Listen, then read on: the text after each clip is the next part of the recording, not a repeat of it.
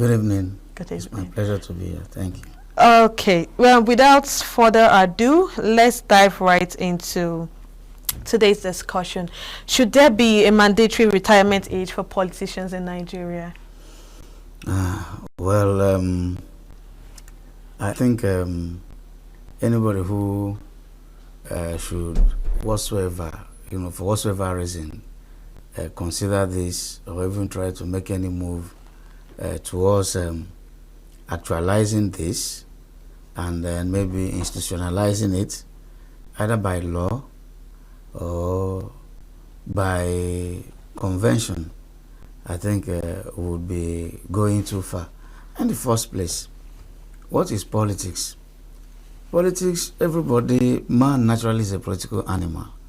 Everybody, once you are born and begin to understand your environment, you begin to understand that yourself is just a component of the whole within your environment, and that you need, there are some interests, that everybody has to defend, and that you too must defend, push your interest, and then ensure that what is due to you comes to you and is kept by you, defended by you, and all that.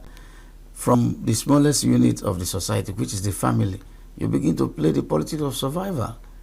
And you play this politics within your siblings and your parents, trying to curry favor, trying to position yourself to be favored in the family and all of that. Then from there you get to school, you begin to position yourself to also be in a vintage position, to be favored. And so on and so forth. You continue until you get to that stage where you may want to take a shot at the formal political activities around you, of which, if you are interested in governance, in participating in the process of governance, then you throw your hearts into the rings by either choosing to play any of the numerous parts one could play in politics. You may want to be a kingmaker, or you may also want to be a king. You may want to be those who play around the corridors of power. You may like to be those who try to peddle influence. You may like to be, a power broker or a lobbyist. So there are so many things to do in politics. But of course, it depends on the clout and stature you have. On your own, you might just not even be naturally interested in direct politics, but because of the position you have occupied or you occupy, or the influence you wield in the society or within your environment, you just find it that that it's inevitable that people will come to you to consult you, to ask for your intervention, on their behalf on certain issues. And the moment you begin to do all of this, somehow, whether you like it or not, you are already active. Yes, you are already playing some sort of political roles. But if it is now party politics, which is the formal political process, then you can now choose to, even within the party politics, there are some who are never members of any party, but they are very, very, very politically active. There are some who are just elder statesmen, like some of these retired people, retired civil servants, retired military officers, retired diplomats and all that. So, like I said, depending on who you are, the influence that you have, then people, your relevance and the roles you play in those issues around you. So if you happen to know those who are in power, because politics is always a continuous process. It's a system that is continuously ongoing. So there's always a beginning, but that beginning is relative, as per it could be located within the individual participation. But what we always have is politics as per what is happening now and what is going to happen tomorrow. So if you are today active, then somebody who want to begin to play politics may consult you. Say, okay, guide me. Where do I go? How, which, power blocks do I belong to? Which party do I join? So a lot of things to consider before you get into politics. So, and people will continue to be relevant until, for one reason or the other, they choose not to participate. Even when people tell you they are not politicians, they are not playing politics anymore, they are no longer interested in politics, one way or the other, they are still contributing in the political process. So it's not actually possible to totally stop people from being political. Okay? I mean, compared to civil service. Yes. One thing is that why civil service is like that is because every other profession that is tied to the system, okay, the civil authorities, that they are, like if you are a civil servant, of course, you know that the law is very specific on that. You start at your prime and you continue to work until that time that it is, you are considered to have given it your best, that you should go and rest. You retire formally from service and then you enjoy your rest as a retiree. But you are being paid for your services, okay? You are being paid. It's a structured activity. You are being paid. But in politics, nobody is paying you. There are some perks, of course, you enjoy, but these perks are structured into the system. For instance, maybe nobody will come and tell you the reason why I want to be a politician is because I want to get some money from politics. But they do get money all the time. In fact, is that not the major? Yeah, that is actually one of the primary motivations. Some are there for more altruistic reasons. Maybe they want to change the system. They want to add value to the system. They believe that they have ideas that could move the society, progressively forward, But most people go there, especially in the Nigerian brand of politics, most people go there to survive, to make it. And the political culture we have today, has groomed a set of people who can no longer do any other thing apart from politics.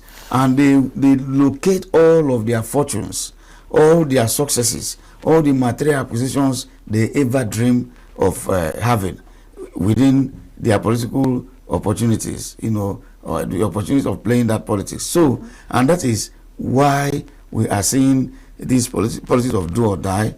We are seeing corruption in politics. We are seeing people never wanting to leave offices, never wanting to go, never wanting to retire. That leads me to my next question. Does the continuous dominance of veteran politicians in politics actually hinder youth from active participation in politics? Yes, it does, because I remember people have always campaigned for special groups, vulnerable groups, to have more access to the playing field of politics.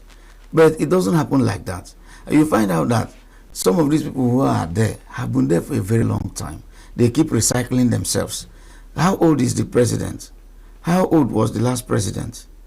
In fact, I can say that the average of the age of Nigerian presidents as we have had, let's take it from when Obasanjo came in 1999 to the current president.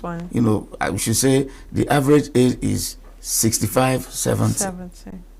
And of course, if somebody tells you in Nigeria that he is 70, he's older than it's obvious that that person could be at least 75. Do you understand? Yes. Even the age of the former president was seriously contested. It was controversial.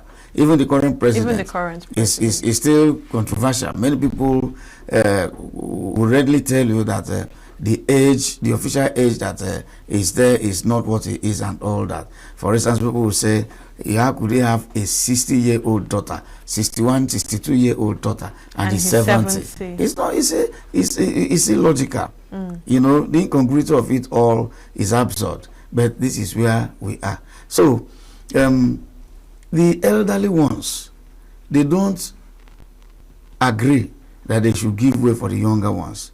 because these are career politicians. They have made career out of politics. They enjoy the attention they get from occupying these positions. And much more than that, they enjoy the patronage that comes with power and occupation of political offices. And it is because corruption is endemic.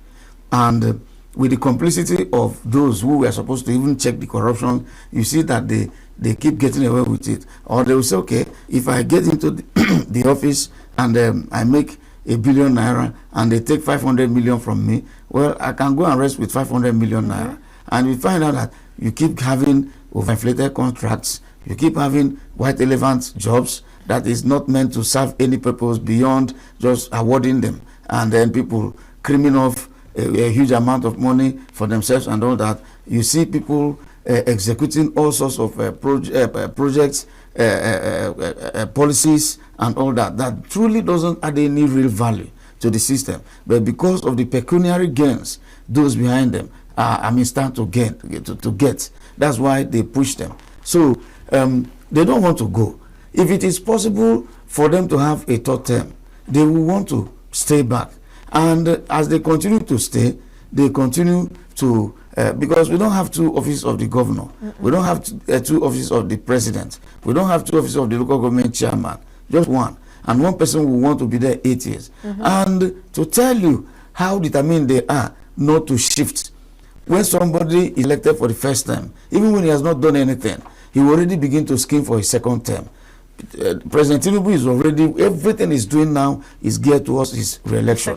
The governor of Enugu State, the same thing. Everybody, even the chairman that literally appointed, everything they are doing, they want to be in the good books of the people that brought them, the governor, and then the people. But I can tell you that what is their principal interest is to satisfy the man that brought them so that they could retain the offices. They will do what the governor wants more than even what the people want. Okay, so that is the way it is. And because of this, we keep seeing a choked up system. People are not letting go. Even it's part of the corruption we are seeing, we are talking about, that is pervasive in Nigeria today. Like you go to the universities, some lecturers will retire and they retain them under contract. They retain them. They keep renewing every month. Every year. Okay. But even when we can say, okay, this is mostly intellectual work, but then some of them will have been too old to actually do much. But you see, they want to stay back. So, but in politics, it is difficult to say that this person is too old to play politics. He could be there for people to consult him, to stay at the background, to pull the strings. Okay?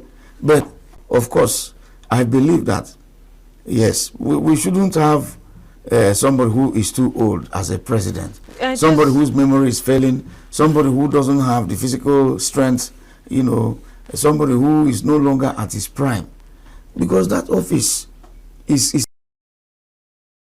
very demanding. It is. It's not to be a local government chairman, to oversee to the welfare needs and problems of millions of people. You have millions of thousands of complaints. You have hundreds and hundreds of files that you must see. So how possible that they are just there? I totally understand. You mentioned having statesmen still in politics, maybe not really holding specific offices.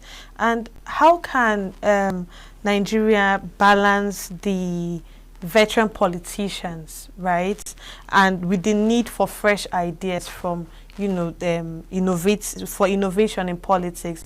This way you now have the statesmen and younger people in politics. How can this be balanced out? You see, let me tell you, whether you are young or you are old, what is important is the value you bring. What is important is the role you play, either as a kingmaker, either as a godfather, either as a king, either as a godson. The role you play what does it contribute to the well-being of the society? What does it, what value does it add? Are you actually there for self or for the community? Are you there to take the society to the next level or to continue to feather your nest? We've had some old men, elderly people, who have been very honest with impeccable integrity. But it appears that even in our own climate, the more some people are getting older, people who shouldn't still be thinking about hedonism, pleasure, you see them spending billions of public funds to buy cars, aircraft for the president, cars for the president, building houses for themselves, and you find out that their take-home pay and other perks of office, that the reason why they are there is just for their lifestyle, the luxury they enjoy, to be subscribed by the state, for the state to pick their bills. Otherwise, what actually are the quality of leadership that we've had from these people? Morality zero, conscience non-existent, progressive ideas nil. How to groom and inspire the younger generation into leadership absent. What do they care for? My structure, my interest. Look at what is happening in Rivers State. Look at what is happening in the political parties. So, would you say that these people, that we have politicians that are actually behaving in ways and manners that is worthy of emulation, or that are worthy of emulation? Hardly. And people will say that is the nature of politics. But then, is that nature desirable? Is that nature the best we could have? Where is patriotism? Where is public spirit in us? Where is that conscience as individuals who consider others? Where is that sense of justice, fairness, and equity? As somebody who is managing the resources of the state, that you are there to make sure that these are equitably made available to everybody. Look at the security challenges that we are having in this country. Some people, everybody knows the source of the major source of these problems, and because maybe somebody is pandering to certain sentiments, you won't speak the truth pertaining to what we are going through because of your political interest.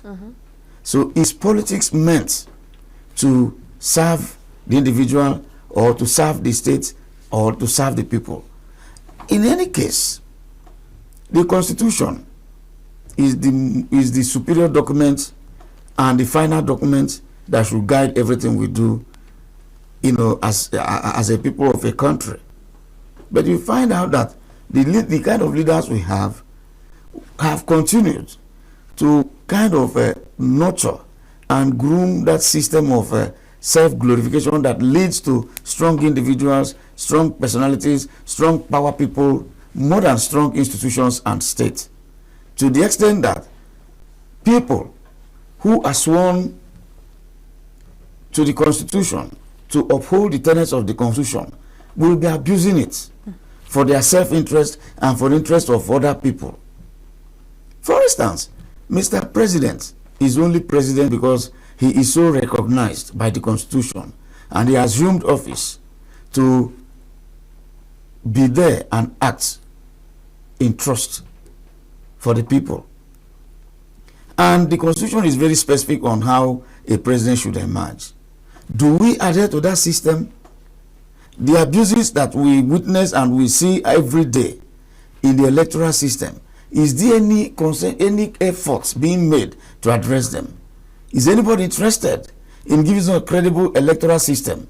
Is anybody interested in making sure that the will of the people prevail during the polls? Is anybody there ensuring that even when elections are held and people are elected and they assume office, that they are going to govern and rule by the tenets and principles of the Constitution, and which is to represent the interests of the people. No. The truth is that the power class, the power elites, have already hijacked the state. So politics is now self-serving. Politics is now to serve the interests of those who have muzzled their way through the system to assume the various roles they are playing. At the base level, people of Nigeria are seeing themselves as Igbos, Hausa, Yoruba, this and that. But at that level, they are united in their common goal of grabbing power, holding power for themselves. The only time they disagree is when they are contending for the control of the levers of power in the state, just as we are seeing now. So they are all disagreeing. RFI collaborated with Buhari and Tinubu to bring Buhari. Now, somehow, they are disagreeing, and RFI is out of the system, and is trying to form a coalition. You told us what one other politician told Atiku. Atiku. Don't support this man. Don't go and begin to form your coalition. Because the person who is talking is trying to protect his own interest. Exactly. Atiku, who is also maneuvering, is trying to also push his interest. And they will tell you it's all for the people. But it's not for the people. It's for themselves.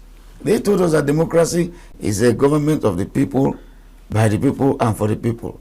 But in Nigeria, it has been turned to the government of a few selfish individuals, for themselves, by themselves, and their own people.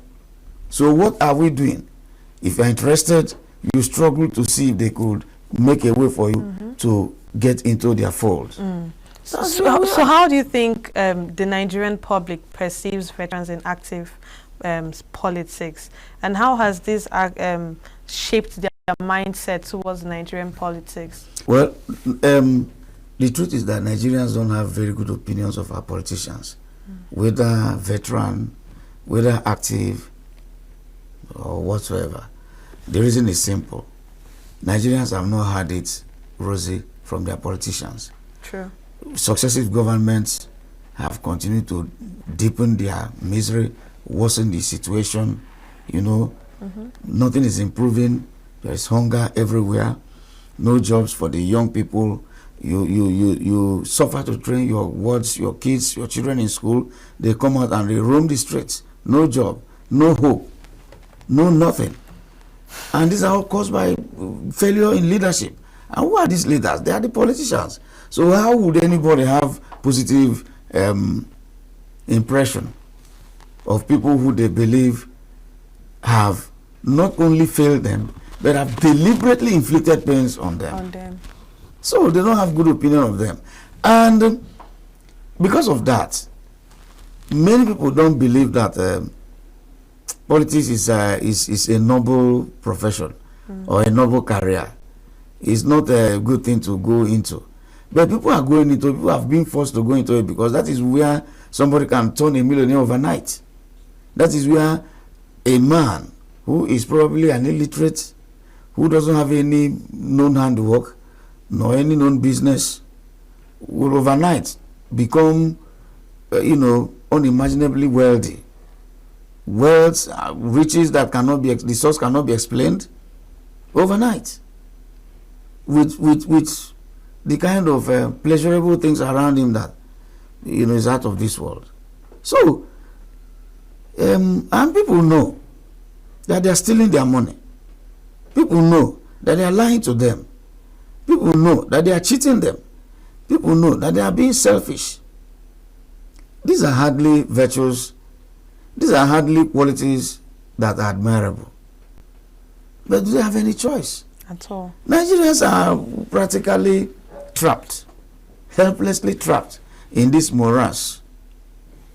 No going forward, no going backwards, because of poor leadership. We hardly have leaders that will come and you see them from day one working for the good of the citizens.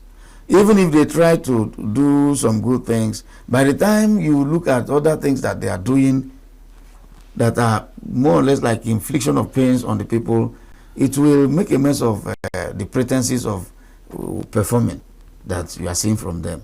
But that is not to say that they are not those who are doing well. They are not those who are working. But I can tell you that most of our politicians are not patriotically motivated. So in what way can these veterans leverage their experiences to promote civic engagement with the younger generation to participate in politics? They are not even interested in doing that. But I would recommend that they create openings for the people. And the young people should not also sit down and wait for this to come. The problem I have with our young people is that those of them who show interest in politics, they only go there and bog themselves down in sycophancy. They just remain there to blow the trumpet of these other people. None of them shows any spark of innovation. None of them shows any spark of leadership. They are content with following people for the crumbs they are getting from their tables, for the little patronage that does not keep them alive and doesn't that does not kill them nor keep them alive.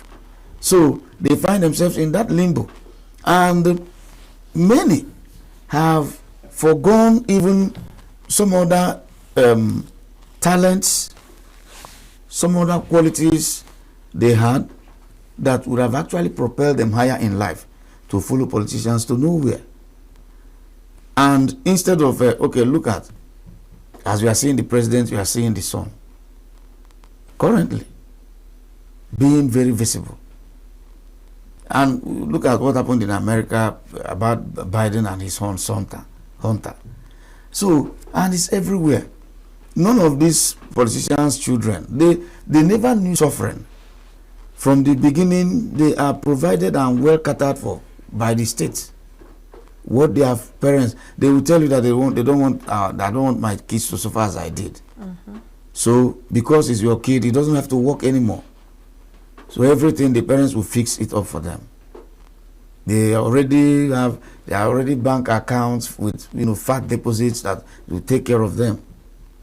So what kind of life is that? So the veterans have not actually behaved like they want the younger ones to grow in politics. And even the younger ones that have managed to be selected and given the opportunity, how well have they even exercised that chance? How well? We saw some governors that were young. They never did anything to show that they had wonderful ideas. They never did anything to show that they are interested in changing the narrative. Rather, they are providing themselves or providing the veterans with more opportunities to continue to perpetrate what they are. So, when we say not too young to run, what does it mean? Are we now saying that the veterans should make way, or are we now saying that the younger ones should force themselves into it? Yeah, they need to be more forceful. They need to be more relevant. But the way Nigerian politics is structured, the prebendal tendencies, you whatever opportunity you have, you are reserving it for your people. Whatever that comes up, it is not for the best brain. It's not on merit. It is, here we are talking about clannish behaviors.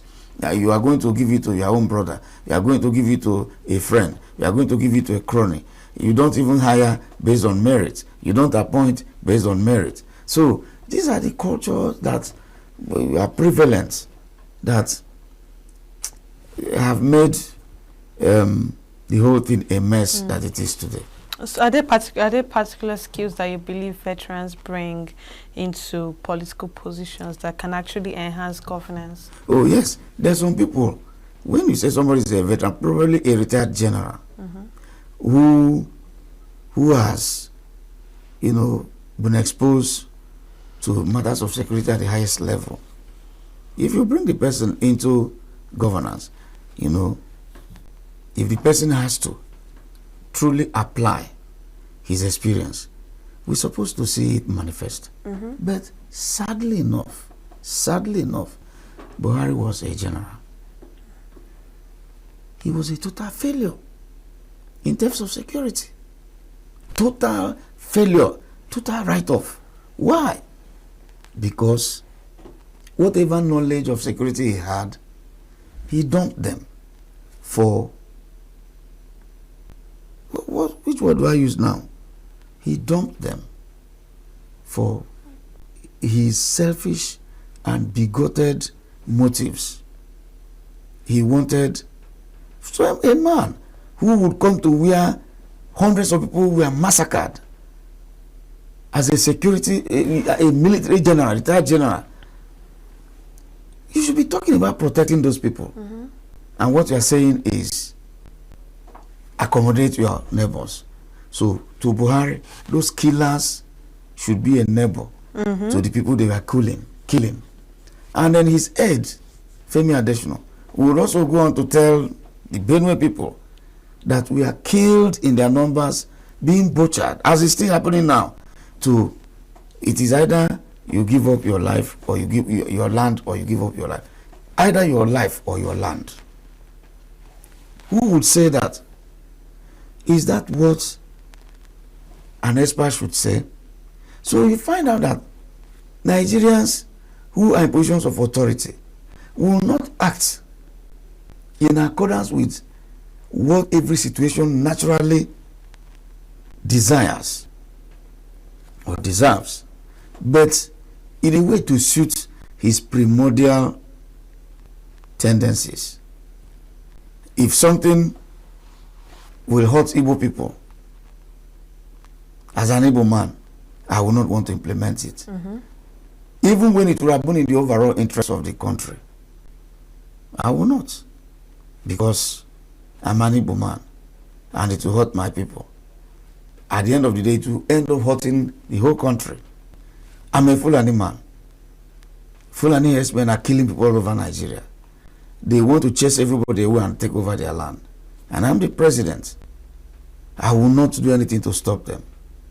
Rather, what we saw them doing was to say, yes, anybody can come into Nigeria and then demand for visa at the point of entry. Not that you stay in your country and ask for visa, but come into Nigeria and ask for visa and they'll give you. You know why? The people they want to benefit doesn't have any country from where they would have initiated the visa. Like if you want to travel to America, you go to the American embassy, right? You want to go to the UK, you go to the UK High Commission, right? From Nigeria. Or here in Enugu, the consulates or wherever, you go there to seek, you know, for these things. But they know that these people are in the bushes. They are in the bushes in the Central Africa. They are roaming around, and they want to come to Nigeria. So what they now said is, yeah, you can come into Nigeria, go to the relevant offices, and they will issue you. How are you even supposed to cross the border undocumented? Nobody knows anything about you. So why are we not going to be overwhelmed by this security issue that we're having today? So that is the problem. People do not approach governance with objectivity. What guides them in their political activities, and even when they win these positions and get into the offices, is selfishness, either personal selfishness or group selfishness. That is it. Do you see a growing trend, and what might that mean for governance? Well, it's not actually ending. Rather, it's getting worse. When Obasanjo came, I was doing my youth service. You know, I was serving the country very conscientiously, dedicatedly. I was in Kebbi State. As an Igbo man, I tried to blend into the community without prejudice. I tried to eat their food. And that works. I tried to wear their clothes. I tried to listen to their music, enjoy whatever gives them joy. To to be assimilated into their society. Because that was what this thing meant to be.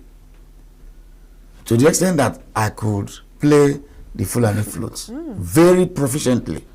I played very well. I was attending their marriage ceremonies, you know, those things. And you were accepted? Yes. You don't have problem with the ordinary people. You don't have problem with the common people, the commoners. No.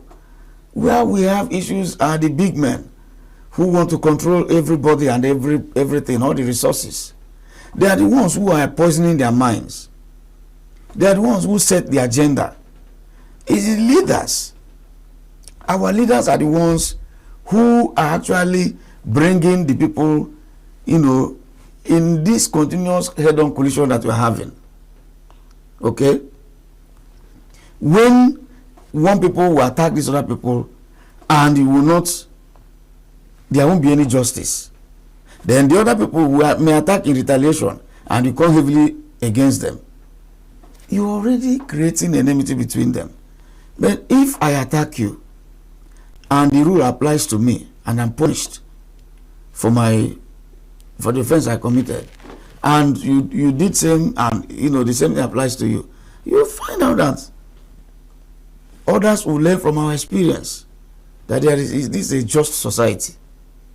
So I was there when Obasanjo came in. Obasanjo came in and he tried to balance things a bit. These people in the north, we are very furious. You know what Obasanjo did? We were going to the barracks, to Duku barracks in Birnin Kebbi. The soldiers there, the troops there were moved to the south, to other parts of Nigeria. Those who met us there, who left, some people came from Port Harcourt to, you know, meet us there. I went to school in Port Harcourt. Okay. They were complaining where they were brought. Those who left Kebbi were happy that they were leaving. And some military formations were touched. The armory was kind of, redistributed. Before, you had all the things concentrating in the north. All the sensitive military equipment and hardware, they were all located in the north. For the first time, when I was in Port Harcourt going to school, I never saw any military helicopter flying except they just came and the Enugu used to have, you know, active Air Force, flight school and all that. Before then, it was like everything, you know, it doesn't come beyond Makurdi. So when Obasanjo came, he changed all that. Some people were not happy that, you know, some things were going there. And he tried to retire politically exposed officers. But because a particular group from a particular section of the country were dominating those who were in this, they were not happy. It's natural. Now, Obasanjo left, was succeeded by Yaradua. You find out that, okay, Yaradua was plagued by ill health. But, okay, when Jonathan came, he continued. Jonathan gave some section of the country first sense of belonging by appointing, for the first time, some members of the service chiefs from these people. Some part of the country who still believe that they should have this, they were not happy. Do you know, somebody told me that they were not happy that Victor Malo was the chief of army staff. I asked him why. He said that that they are not happy about it. I said, well, you're expressing the opinion, but it was typical. They saw it as that Obasanjo was trying to take what belongs to them. Is that how it's supposed to be?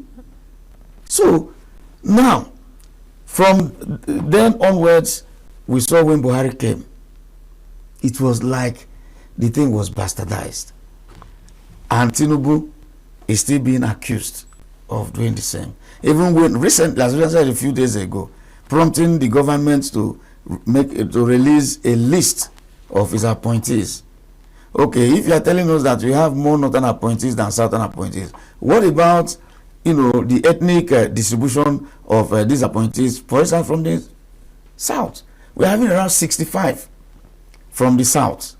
Out of these 65, around 60, either 63 or so from the south. around 50 something are Yorubas. Where are the Igbos? Where are the Efiks? Where are the Ijaws? Okay? Interesting. So that is the we are problem. almost running out of time. Just in a nutshell, what do you think are likely consequences of implementing a retirement policy for veteran politicians?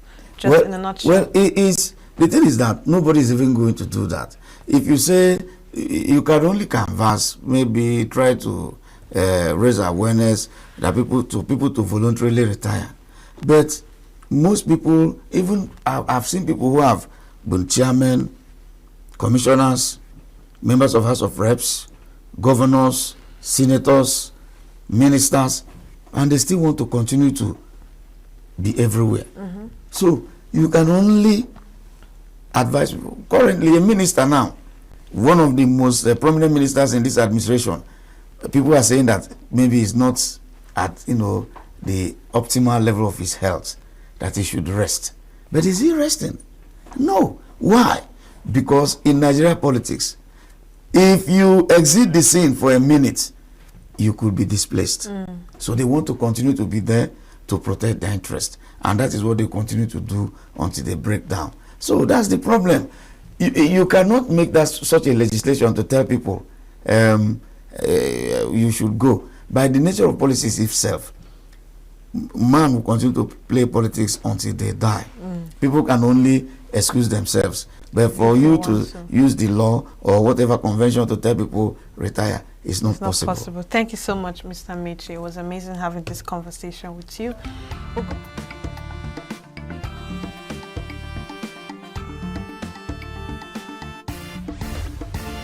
Signature TV, news in your pocket.